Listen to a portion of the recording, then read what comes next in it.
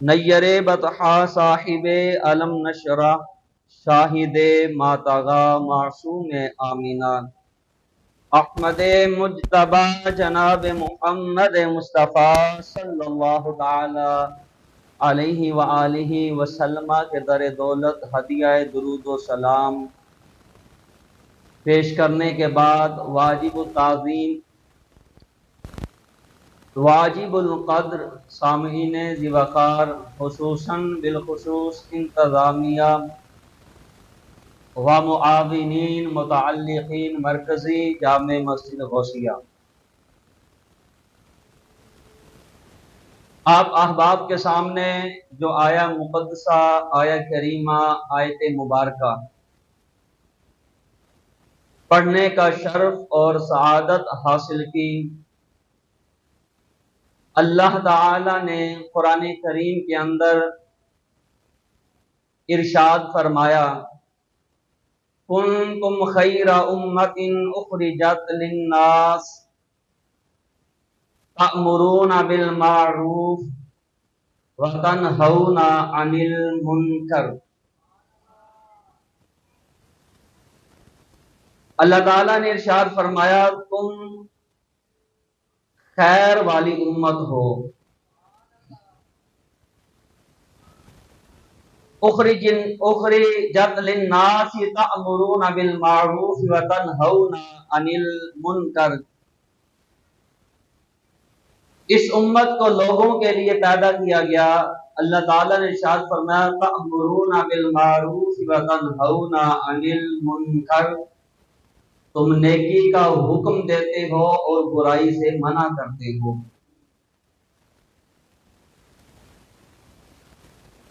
حضرات گرامی قدر، نسبت جو ہے یہ بڑی اعلیٰ چیز ہے۔ نسبت بندے کو درجہ کمال تک بھی پہنچا دیتی ہے، اور نسبت ہی ہے جو بندے کو زوال تک بھی پہنچا دیتی ہے۔ ابھی میں آپ کے سامنے ایک مثال پیش کرتا ہوں، آپ کو سمجھ آ جائے گی۔ اینٹوں والا ایک بھٹا ہے جہاں پر اینٹیں تیار ہوتی ہیں، وہاں سے 2 اینٹیں لی اور ایک کو مسجد کے صحن میں فرش پر لگا دیا اور ایک کو استنجا خانے میں لگا دیا۔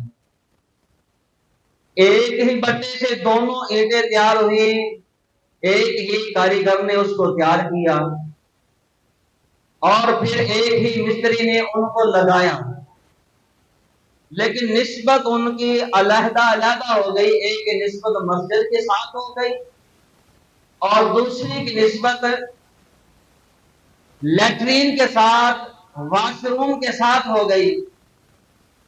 ایک ہی مٹی سے تیار ہوئی تھی، ایک ہی شخص نے انہیں تیار کیا تھا، ایک ہی بٹے پر پکائی گئی تھی، ایک ہی مستری نے ان کو لگایا، لیکن جو اینٹ مسجد کے صحن میں لگا دی گئی، لوگ وہاں پر جوتا اتار کر داخل ہوتے ہیں، اور دوسری اینٹ جو واش روم میں لگائی گئی، وہاں جب لوگ جاتے ہیں وہاں جوتا پہن کر جاتے ہیں۔ ادب نہیں ہے، احترام نہیں ہے، عزت نہیں ہے، توقیر نہیں ہے، اور وہاں پر پیشاب کے چھینٹے بھی پڑتے ہیں۔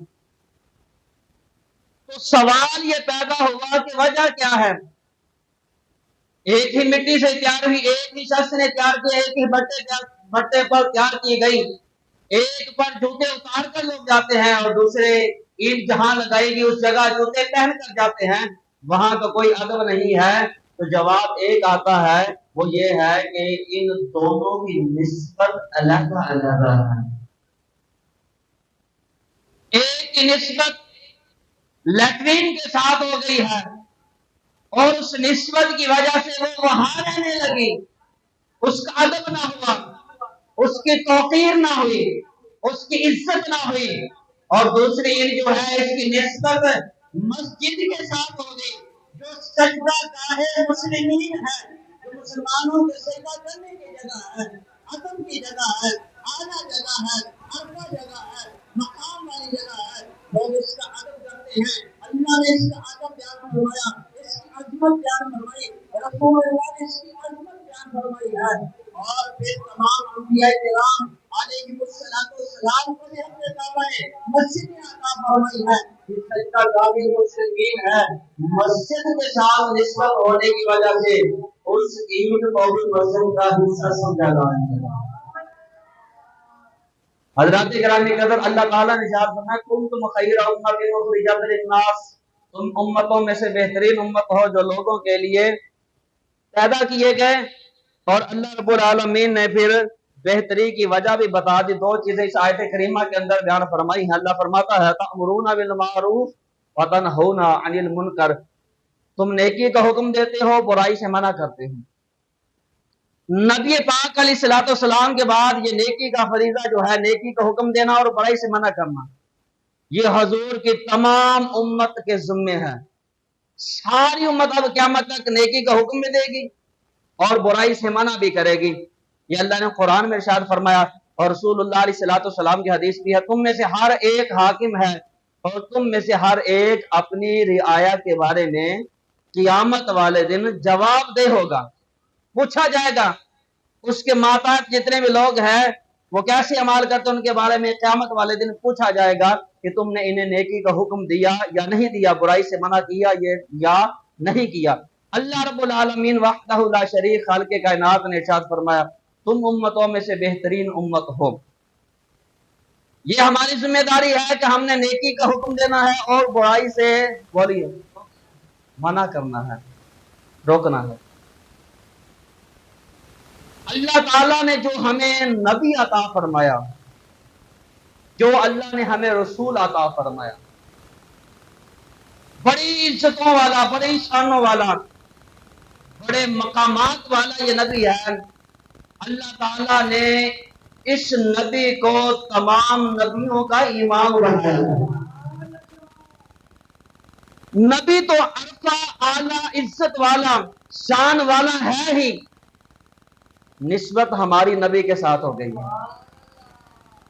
اب سمجھے، میں نے شروع میں نسبت کی بات عرض کی ہے۔ ملک صاحب غالباً مراقبے میں جا رہے ہیں۔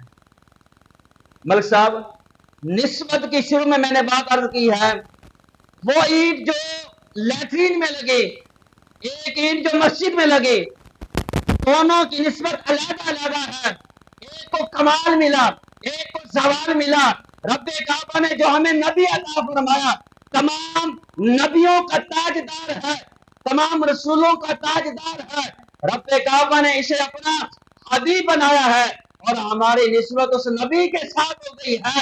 ہمارے اعمال جیسے بھی ہوں، ہمارے اپنے اعمال برے بھی ہوں، لیکن اس نبی کی وجہ سے رب کعبہ نے ہمیں عزتیں عطا فرمائی۔ واپس سے کہہ ذرا سبحان اللہ۔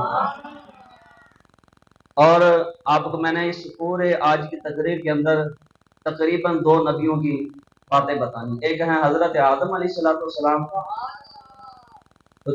سبحان اللہ، اور ایک ہیں حضرت موسیٰ کلیم اللہ علیہ السلام۔ آج کو سنیے گا،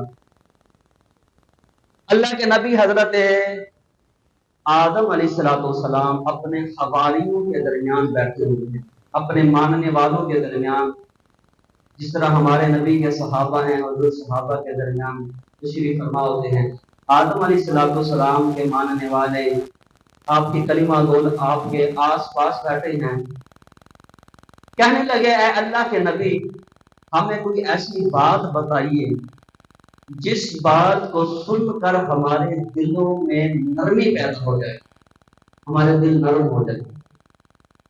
ہم یہ سمجھتے ہیں کہ ہمارے دل پتھرا گئے ہیں، ہمارے دل سخت ہو گئے ہیں۔ اب اللہ کے نبی کی صحبت میں بیٹھنے والے افراد یہ کہہ رہے ہیں، میں کہتا ہوں جنہوں نے حضور محدث اعظم پاکستان رحمت اللہ تعالی علیہ آپ کی صحبت پائی ہوگی، ان کے تقوی کا کیا حالت ہوگا۔ جنہوں نے سیدی اعلیٰ حضرت عظیم البرکت شاہ امام احمد رضا خان تاجدار بریلی رحمت اللہ تعالی علیہ آپ کی صحبت پائی ہوگی، آپ کے پاس بیٹھے ہوں گے، ان کے تقوی کا کیا عالم ہوگا۔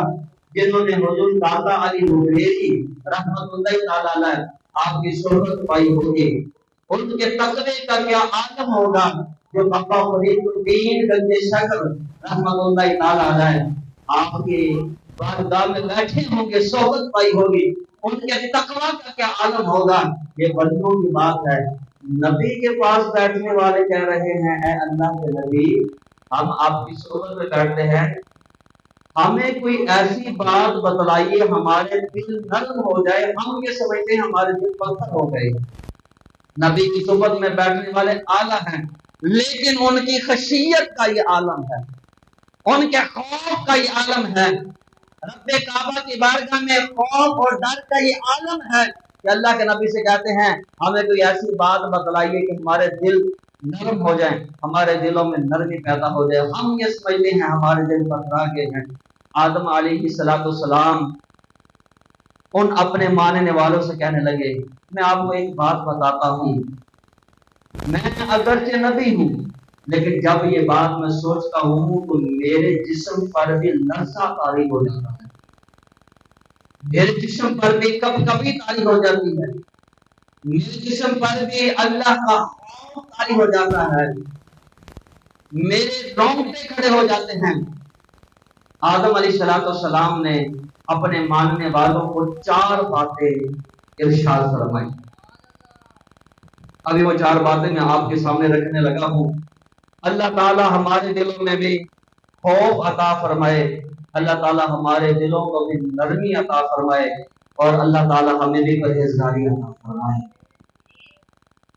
آدم علیہ السلام کہنے لگے میں اللہ کا نبی ہوں، جب میں نے جنت میں رہ کر گندم کا دانہ کھایا، شجر ممنوعہ وہ درخت جس سے مجھے روکا گیا تھا، میں نے وہ دانہ کھایا، اللہ تعالیٰ نے اس خطا کی بنیاد پر مجھے زمین پر بھیجا، اور میں عرصہ دراز تک اللہ کی بارگاہ میں رو کر معافی مانگتا رہا، توبہ کرتا رہا۔ اللہ کی بارگاہ سے جواب آیا، اے آدم، جب تک تو خانہ کعبہ کے گرد جا کر معافی نہیں مانگے گا، توبہ نہیں کرے گا، ہم تیری توبہ کو قبول نہیں کریں گے۔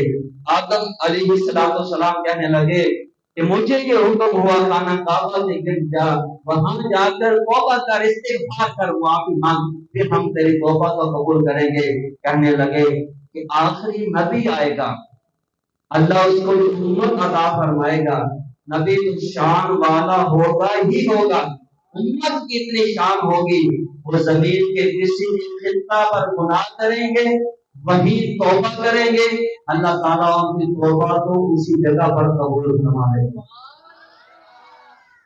پہلی بات، آدم علیہ السلام نے جب یہ بات کہی، آنکھوں سے آنسو جاری ہوئے، رونے لگے، اللہ کا خوف جسم پر طاری ہے۔ اور دوسری بات کہی کہ تم نے مجھ سے یہ کہا ہے کہ کوئی ایسی بات بتلائیں کہ ہمارے دل نرم ہو جائیں، دل پتھرا گئے ہیں، تو سنو۔ جب مجھ سے خطا ہوئی، خطا کے بارے جانتے ہیں نا، خطا اجتہادی، اللہ کے نبی کی جو خطا ہے نا، یہ اللہ نگاہ قدرت میں خطا ہے، ہماری نظروں میں وہ خطا نہیں ہے۔ یہ مسئلہ میں پہلے بھی کافی دفعہ عرض کر چکا ہوں۔ اللہ کا نبی جو ہوتا ہے وہ معصوم ہوتا ہے، گناہوں سے، خطاؤں سے پاک ہوتا ہے۔ اب میں آپ کو ایک مسئلہ بتاتا ہوں، اگر نبی سے کوئی ایسا کام سرزد ہو جس کو اللہ نے خطا کہا، نبی نے خود اپنے لیے اس کو خطا کہا، آدم علیہ السلام نے کہا نا کہ ربنا ظلمنا انفسنا، اے ہمارے رب ہم نے اپنی جانوں پر ظلم کیا، یہ آدم کہتے ہیں اللہ کی بارگاہ میں۔ اب آدم علیہ السلام نے اپنے آپ کو کیا کہا جی؟ ظالم۔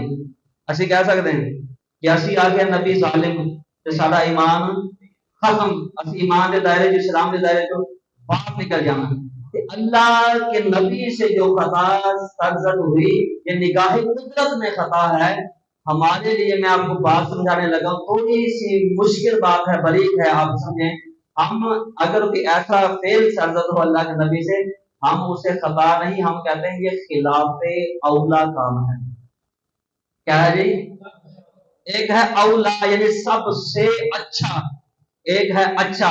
ہم کہتے ہیں جو سب سے اچھا تھا وہ کام نہیں بلکہ اچھا کام سرزد ہوا ہے۔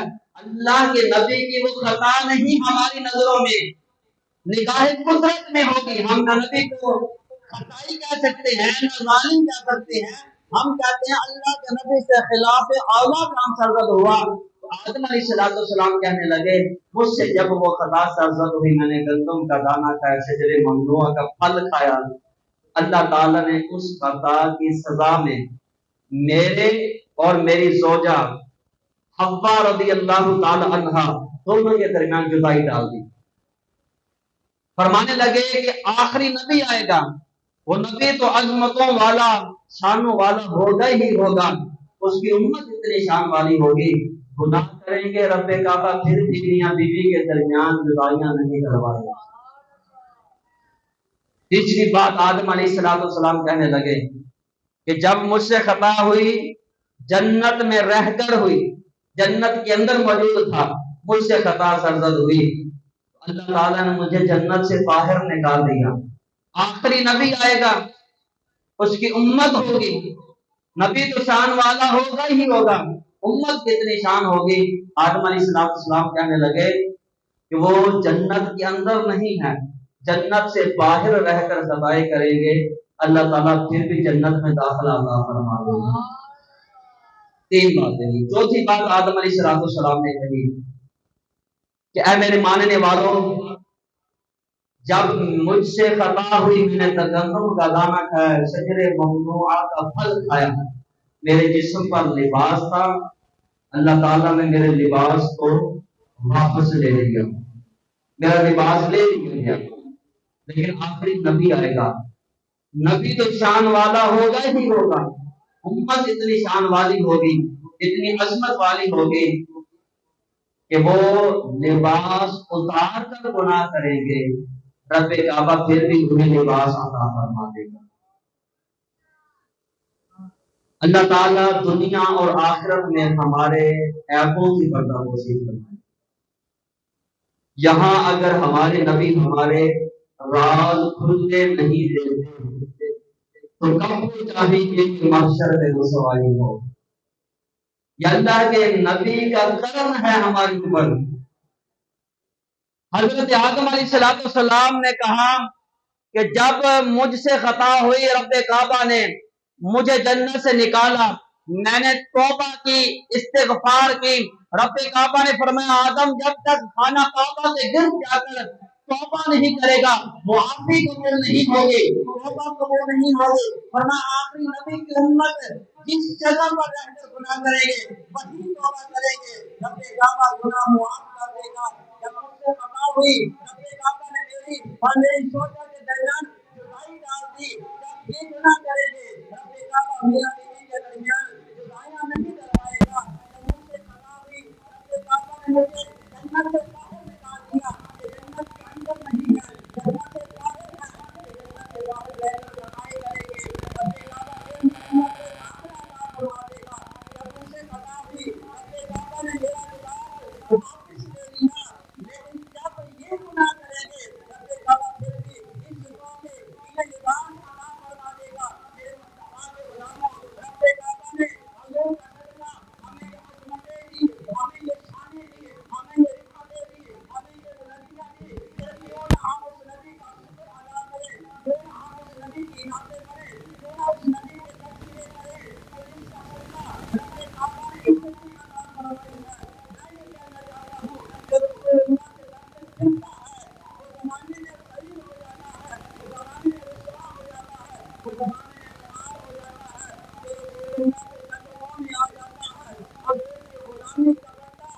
زمانے میں خوار ہو جاتا ہے، کہ رسول اللہ کے قدموں میں آ جاتا ہے اور دل کی غلامی کا بندہ گلے میں ڈال لیتا ہے، تو ہم یہ کہتے ہیں کہ مصطفیٰ کے گھر کا غلام ہو گیا، ہماری نظروں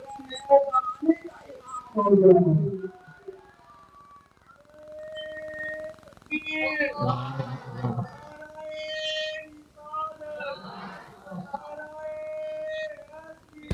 زمانے کا امام ہو گیا۔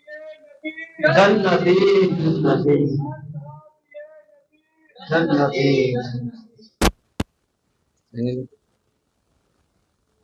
واپس کر ذرا سبحان اللہ۔ موسیٰ کلیم اللہ علیہ السلام کا نام سنا ہے کہ موسیٰ کلیم اللہ نے دور سے جاتے ہیں اور دور سے جا کے اللہ رب العالمین کے نام ہم سلام دیں، اللہ تعالیٰ نے قرآن کریم میں ارشاد فرمایا کے ساتھ ہم نے کلام کیا، ایک وہ ہے جس کو ہم نے سارے رسول اللہ کا عطا فرما دی۔ آقا کریم علیہ الصلوۃ والسلام کے غلاموں، حضرت موسیٰ کلیم اللہ کوہ طور پر جاتے ہیں، ڈائریکٹ اللہ تعالیٰ کی آواز سنتے ہیں، اللہ کی آواز سنتے ہیں۔ اس سے بڑی شان کیا ہوگی موسیٰ کلیم اللہ کی؟ اللہ کا کلام سنتے ہیں۔ اللہ فرماتا ہے ہم نے ان سے کلام کیا ہے۔ موسیٰ کلیم اللہ وہ ہے جو بغل میں ہاتھ ڈالتے ہیں، باہر نکالتے ہیں، سورج سے زیادہ چمکدار ہو چکا ہوگا۔ موسیٰ کلیم اللہ وہ ہے، رب کعبہ نے عصا عطا فرمایا، ایک ڈنڈا عطا فرمایا، جو نیچے ڈالتے ہیں صاف بن جاتا ہے، زمین میں ڈالتے ہیں درخت بن جاتا ہے، پھل لگ جاتے ہیں، سایہ دیتا ہے، اسے اپنی بکریاں ہانکتے ہیں، طرح طرح کے کام لیتے ہیں، پتھر پر مارتے ہیں، رب کعبہ 12 پانی کے چشمے بہا دیتا ہے۔ یہ وہ نبی عظمتوں والے، شانوں والے، مقام والے، رفعت والے، اللہ نے قرآن میں حضرت موسیٰ کلیم اللہ کا سب سے زیادہ جس نبی کا قرآن میں تذکرہ کیا ہے وہ موسیٰ کلیم اللہ کی ذات ہے۔ سنو، وہ عظمت والے نبی موسیٰ، وہ کلیم، وہ رب کعبہ کے لاڈلے پیغمبر، صاحب معجزات نبی، اتنی عظمت والے نبی، لیکن جب کوہ طور پر جاتے ہیں نا، کوہ طور پر اللہ تعالیٰ تورات کی الواح، تورات کی تختیاں عطا فرماتا ہے۔ موسیٰ کلیم اللہ تورات کی تختیاں لے کر جب آتے ہیں، کھولتے ہیں، پڑھتے ہیں، تو ان تختیوں پر اس امت کی شان لکھی ہوئی نظر آتی ہے۔ سبحان اللہ، تھوڑی آیت میں اگلی گل ہو زیادہ محبت والی سبحان اللہ۔ اس امت کا مقام اور مرتبہ لکھا ہوا پڑھتے ہیں۔ مفتی احمد یار کا نہیں رحمۃ اللہ تعالی علیہ، آپ نے بڑی ہی پیاری ایک بات لکھی، آپ لکھتے ہیں اللہ نے پچھلی کتابوں میں ہمارا تذکرہ کیا، اللہ نے قرآن میں پچھلی امتوں کا تذکرہ کیا، لیکن آپ فرماتے ہیں فرق پتہ کیا ہے؟ بڑی پیاری بات لکھی ہے، کہتے ہیں پچھلی کتابوں میں ہمارا ذکر آیا، ہمارے قرآن میں پچھلی امتوں کا ذکر آیا۔ مفتی احمد یار خان نعیمی رحمۃ اللہ تعالی علیہ لکھتے ہیں کہ رب کعبہ نے ہمارے قرآن میں پچھلی امتوں کا تذکرہ کر کے ذکر کر کے بتایا، وہ امت سود کھاتی تھی، وہ امت لواطت کے عمل میں ملوث تھی، وہ امت زنا کرتی تھی، وہ امت ناک توڑنے کمی کرتی تھی۔ رب کعبہ نے اس امتوں کے عیب ہمارے قرآن میں دلوائے ہیں، وہ اس برے کام میں مبتلا تھے، رب کعبہ نے یہ سزا دی ہے۔ لیکن جب پچھلی کتابوں میں اس امت کا ذکر کیا گیا، رب کعبہ نے نہ یہ کہا کہ امت زنا کرے گی، نہ یہ کہا سود کھائے گی، نہ یہ کہا چوری کرے گی، رب کعبہ نے نہ یہ کہا جھوٹ بولے گی، اگر یہ تمام کام دی جو صحیفے دیے گئے، ہر نبی کو وہ قرآن، وہ صحیفہ، وہ کتاب جو ملی ہے صرف نبی کو یاد ہوتی تھی، امت میں سے کسی ایک امتی کو بھی وہ زبانی یاد اور یہ نہیں ہوتی تھی۔ موسیٰ کلیم اللہ کہتے ہیں میں نے الواح تورات میں ایسی امت کا تذکرہ پڑھا ہے کہ ان کا بچہ بچہ حافظ قرآن نظر آئے گا، مولا آپ اسے میری امت بنا دے۔ اللہ فرماتا ہے تلک امت محمد، اے موسیٰ یہ محمد مصطفیٰ کی امت ہے۔ موسیٰ کلیم اللہ کہتے ہیں مولا میں نے ایک ایسی امت کا تذکرہ پڑھا کہ جو دجال کا مقابلہ کریں گے، انہیں واصل جہنم کریں گے، طاقت عطا فرمائے گا، مولا فجعلھا امتی، اسے میری امت بنا دے، جزاک اللہ خیرہ، اسے میری امت بنا دے۔ اللہ تعالیٰ فرماتا ہے کہ امت محمد، اے موسیٰ یہ محمد کی امت ہے، یہ تیری امت نہیں بن سکتی۔ موسیٰ کلیم اللہ کہتے ہیں مولا میں نے الواح تورات میں ایک ایسی امت کا تذکرہ پڑھا ہے جو بیٹھے گے مسجد نبوی میں، آواز لگائیں گے، یمن تک آواز جائے گی، اور پھر وہ ایک جگہ پر بیٹھ کر کئی جگہوں کی سیر کر لیں گے، انہیں یہ عزت، یہ طاقت، یہ شان عطا فرمائے گا۔ फजअलहा उम्मती, उससे मेरी उम्मत बना दे। रब काबा फरमाता है तिलका उम्मतु मुहम्मद, ये मुहम्मद की उम्मत है। जनाब मूसा कलीमुल्लाह ने जब तौरात में अनगिनत इस उम्मत की शानें पढ़ी, इस उम्मत के मकामात पढ़े, इस उम्मत की इज्जत और बुलंदी पढ़ी, जनाब मूसा कलीमुल्लाह को रश्क आया। हजरत मूसा कलीमुल्लाह कहते हैं रब्बुल आलमीन अगर वो उम्मत अजमतों वाली जिसकी शादी तो रात में बयान की गई है, अगर वो मेरी नहीं न कर सकती, मौला फिर मुझे उस नबी का उम्मती बना दे। मुझे उस नबी की उम्मत में जज़ाकल्लाह खैरा, उस नबी की उम्मत में पैदा फरमा दे। हजरत ग्रामी कदर मुस्तफा करीम अलैहिस्सलाम के गुलामों, अल्लाह ने हमें बखैर दुआ की उस नबी की उम्मत में पैदा फरमा दिया। हमने मुसल्ले बिछाए थे, हमने तहज्जुदें पढ़ी थी, हमने दुआएं मांगी थी, हमें इस नबी का उम्मती बना दे। ये अल्लाह की सबसे बड़ी कर्म नवाजी है। रब काबा ने हमें अपने हबीब की उम्मत में पैदा फरमा दिया है। अगर आज हम उस नबी का उम्मती होने की कदर ना करें, अगर आज हम अपनी कदर ना करें, तो फिर हमसे बड़ा बेवकूफ कोई हो सकता नहीं है। अभी एक बात और अर्ज करिए, उसके बाद इजाजत चाहते। तवज्जो मेरे अल मोहब्बत ना करो, सुभान अल्लाह। मेराज की रात हजूर अलैहिस्सलाम सिदरतुल मुंतहा, इस कायनात की एंड है, इंतहा है। सिदरा बेरी को कहते हैं, अल मुंतहा जहां पर इंतहा हो। तो मूसा कलीमुल्लाह हुजूर अलैहिस्सलाम सिदरतुल मुंतहा पर गए ना। सिदरतुल मुंतहा जिब्रील अमीन का ठिकाना, वहां जिब्रील अमीन रहते हैं। जिब्रील अमीन उस जगह पर अल्लाह ताला की आवाज सुनते हैं। अल्लाह को जिब्रील ने भी नहीं देखा। जिब्रील अमीन को वहां से अल्लाह ताला वही फरमाता है, वो वही लेकर नबी वक्त का जो नबी होगा उसके पास आते हैं। तो जिब्रील अमीन का वो आखिरी ठिकाना सिदरतुल मुंतहा। हजूर अलैहिस्सलाम मेराज के रात जब सिदरतुल मुंतहा पर गए ना, तो वहां जिब्रील अमीन ने हाथ खड़े कर दिए, ये मेरी आखिरी हद है, इससे आगे मैं एक थोड़ा भी, एक इंच भी, थोड़ा सा भी आगे नहीं बढ़ सकता। अगर बढ़ूंगा तो जलकर राख हो जाऊंगा। ये बात आपने सुनी। जब हुजूर को जिब्रील अमीन ने ये कहा कि ऐ अल्लाह के नबी, मैं इससे आगे बोलो नहीं बढ़ सकता, तो हुजूर अलैहिस्सलाम ने फरमाया जिब्रील याद कर, जब मेरे जद्दे अमजद इब्राहिम खलीलुल्लाह आग में जाने लगे, जब आग में डाला जाने लगा मिंजनीक में फेंक कर, जिब्रील तो आया था, आकर कहने लगा था ऐ अल्लाह के नबी, है कोई हाजत तो मुझे बताइए, मैं वहां जा सकता हूं जहां कोई नहीं जा सकता। जिब्रील याद कर, तूने कहा था कि ऐ अल्लाह के नबी, ऐ खलीलुल्लाह बताइए कोई हाजत है तो बताइए, आप आग में जा रहे हैं, इब्राहिम अलैहिस्सलाम ने आपकी मदद करने लगे, तूने कहा था मैं वहां जा सकता हूं जहां कोई भी नहीं जा सकता। हजूर फरमाते हैं जिब्रील आज बता आगे क्यों नहीं जाता। सुभान अल्लाह बोल, आज तक एक ही बात ना करता। आज जिदा मैं बोलदा ना ते ਤੁਹਾਨੂੰ लुत्फ आंदा है, खुदा की कसम तुसी बोलदे ते सानू भी सुरूर आंदा है। क्या कुछ सुभान अल्लाह। जिब्रील आज वो बदला पूरा हो गया। तूने कहा था ऐ अल्लाह के नबी, मैं वहां जा सकता हूं जहां कोई भी नहीं जा सकता। ऐ जिब्रील, तूने इब्राहिम से पूछा था है कोई हाजत तो बताइए, कोई तमन्ना है तो बताइए। ऐ जिब्रील, आज तेरी ये इंतहा है, इससे आगे नहीं जा रहा हूं, बता है कोई हाजत तो मैं तेरी हाजत पूरी करूं।